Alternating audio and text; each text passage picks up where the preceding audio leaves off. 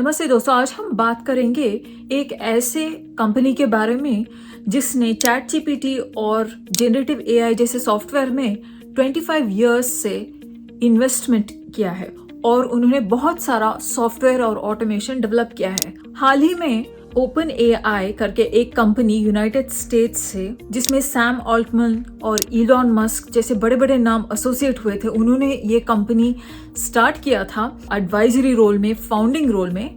उनके बारे में सुनाई ज्यादा दे रहा है, लेकिन ऐसे बहुत सारे कंट्रीज हैं जिनमें ये टेक्नोलॉजी बहुत पहले से डेवलप हो रहा है। ये एआई के बारे में सबसे बड़ा प्रॉब्लम ये है कि इसका डेफिनेशन किसी को क्लियरली मालूम नहीं है। आर्टिफिशियल इंटेलिजेंस किसको बोलते हैं? कोई भी चीज, कोई भी सॉफ्टवेयर जो इंसान के इंटरफियरेंस के बगैर चल सकता है, कोई भी टेक्नोलॉजी, उसको आर्टिफिशियल इंटेलिजेंस बोलते हैं।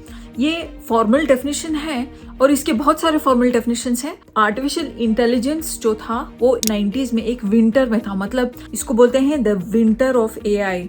80s और 90s में बहुत सारे एल्गोरिदम्स, न्यूरल नेटवर्क्स जैसे एल्गोरिदम्स डेवलप हो रहे थे, लेकिन उसको विजिबिलिटी नहीं मिली थी। ये ओपन एआई और चैट जीपीटी जैसे टर्म्स 2022-23 टाइम फ्रेम में बहुत ज्यादा हाइप हुए थे और इससे पहले हुए थे 2014-15 के time deep learning. Deep learning भी एक ऐसा ही फील्ड है जो यूज करता है आर्टिफिशियल इंटेलिजेंस को, न्यूरल नेटवर्क्स को।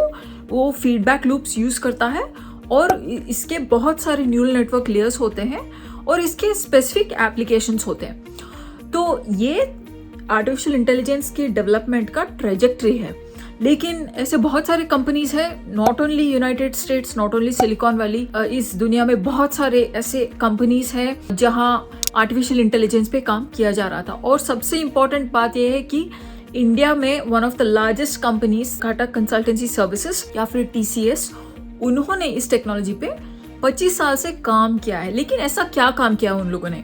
उन्होंने एंटरप्राइज एप्लीकेशंस में बहुत सारे वर्कफ्लोस ऑटोमेट करना शुरू किया है। ऑटोमेशन मतलब इंसान के इंटरफेरेंस के बगैर ही वो चलता रहेगा। ऑटोमेशन तो बड़ी बात नहीं है, लेकिन उन्होंने कोड विच राइट्स कोड, जिसको बोलते हैं जनरेटिव एआई, ये टेक्नोलॉजी पे भी 20 साल से काम करना शुरू किया था। छोटे मोटे प्रमाण में किया था, लेकिन आज उस सॉफ्टवेयर को बोलते हैं master craft. TCS banks software को बहुत ज्यादा प्रमाण में ये मास्टर क्राफ्ट, जनरेटिव एआई या फिर code which rights code software से जनरेट किया गया है। लेकिन ये बड़ी बात क्यों है? क्योंकि हम लोग सब सोचते हैं कि US और सिलिकॉन वैली में ही ऐसे टेक्नोलॉजीज के बारे में बात किया जा रहा है। इलॉन मस्क और सैम ऑल्टमैन और योशुआ बेंजियो और जेफ हॉकिंस, ऐसे बड़े बड़े नाम हैं, वो लोग ही काम करें। लेकिन ऐसी कोई बात नहीं है। ये काम इंडिया में बहुत सालों से चल रहा है। उसको हाइप नहीं किया गया, उसको कंपनी के अंदर ही ऐसे छोटे छोटे ग्रुप्स में डिप्लॉय किया गया है। लेकिन ऐसे टेक्नोलॉजी को एम्प्लॉय करने से एडवांटेज क्या है? एडवांटेज ये है कि आपको इंसानों की जरूरत नहीं है कोड लिखने के लिए। सॉफ्टवेयर कोड ही कोड लिख देगा। अगर सॉफ्टवेयर कोड लिखेगा तो इंसानों का जॉब का क्या होगा? अगर आप TCS को देखें, उसके हायरिंग परसेंटेज को देखें, कोई कॉलेज ग्रेजुएशन सीजन में TCS बहुत सारे स्टूडेंट, फ्रेश ग्रेजुएट्स को हायर करता है। ये उनका स्ट्रॉन्गेस्ट ट्रेंड है, इसलिए उनको एक बहुत बड़ा एम्प्लॉयर का स्टेटस मिला है, बहुत ज्यादा रिस्पेक्ट मिलता है सारे कॉलेज कैंपसेस में। और सारे इंजीनियरिंग स्टूडेंट्स, फ्रेश ग्रेड्स, ऐसा ड्रीम होता है उनका कि वो TCS कैंपस में जाके काम करे, वो TCS ट्रेनिंग प्रोग्राम में एनरोल हो। उनको बहुत सारे पर्क्स और बेनिफिट्स मिलते हैं। ऐसे बहुत सारी बॉलीवुड मूवीज है जहाँ पे TCS training program, TCS campuses, ये स्टोरीज मिमिक किए गए हैं। तो TCS एक हायरिंग लेजेंड है। लेकिन ऐसे जनरेटिव एआई सॉफ्टवेयर को डिप्लॉय करने से TCS इतने ज्यादा फ्रेश ग्रेड्स को हायर नहीं कर सकता। तो फिर वो क्या करेंगे? ऐसे हायरिंग रेट कम हो जाएगा तो फ्रेश ग्रेड्स को जॉब मिलना क्या कम हो जाएगा? ऐसी कोई बात नहीं है।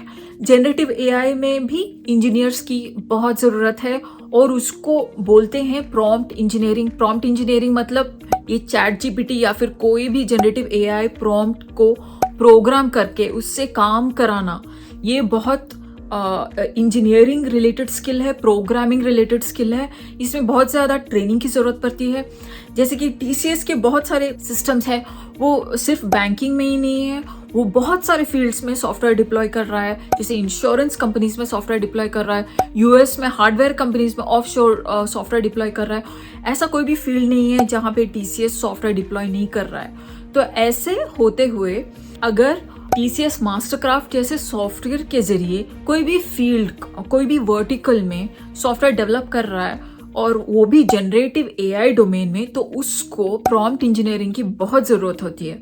आप जरूर देखिए प्रॉम्प्ट इंजीनियरिंग क्या होता है। चैट जीपीटी जैसे इतने कॉम्प्लेक्स सॉफ्टवेयर से बात करना, उसके रूल्स और रेगुलेशंस को मॉडिफाई करना, उसके रूल्स और रेगुलेशंस को कस्टमाइज करना, पॉलिसीज को इम्प्लीमेंट करना, गाइडलाइंस को चैट जीपीटी के डेटाबेस में डालना, उसके इंटेलिजेंस में डालना, ये सब काम प्रॉम्प्ट इंजीनियरिंग से होता है। तो इस फील्ड में टीसीएस जरूर फ्रेश ग्रेड्स को हायर करने वाला है।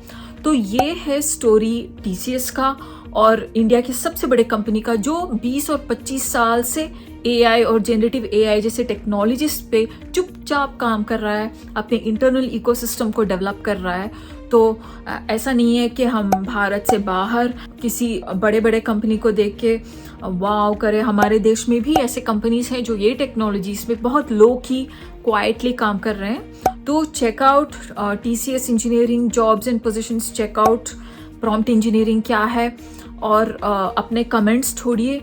आपको क्या लगता है open AI research enterprise software और जॉब्स पे कैसा इम्पैक्ट करेगा? जरूर कमेंट सेक्शन में अपना थॉट्स लिखिए। मेरा नाम है Vida Patil. Thank you for visiting my channel. इस चैनल को सब्सक्राइब कीजिए, इसको लाइक कीजिए। ये वीडियोस बनाने में हम बहुत मेहनत करते हैं, बहुत रिसर्च करते हैं, बहुत टाइम लगाते हैं। आपका प्यार हमारे लिए बहुत इंपॉर्टेंट है। Like and subscribe to this channel. फिर मिलते हैं अगले वीडियो में।